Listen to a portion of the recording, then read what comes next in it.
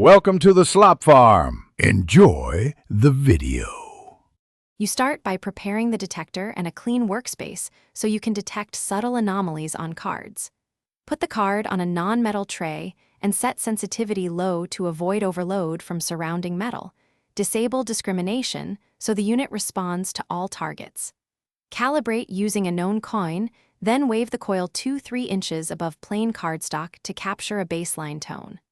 Once done, mark how different tones change with distance so you know what a true signal versus background sounds like. You now scan methodically to locate metal inclusions, inks, or foils. Hold the coil 1/2 to 1 inch above the card and sweep slowly with overlapping passes of about 25% so you don't miss small areas. Keep speed and height consistent because tone changes indicate proximity, not size. When the tone rises, pause and move in tighter arcs to triangulate the spot.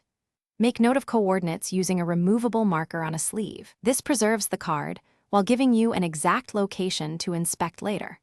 Finish by verifying detections and inspecting without harming the card. Once you have a suspected spot, do a second pass from different angles and briefly increase sensitivity to confirm the signal. Then examine the card under a loupe and bright light while wearing gloves so oils and bends are avoided. If you get inconsistent or constant false positives, lower sensitivity, reground the detector, and move at least 3 to 6 feet from phones or metal fixtures. This usually resolves interference quickly. Thanks for watching. Consider subscribing if we helped you today.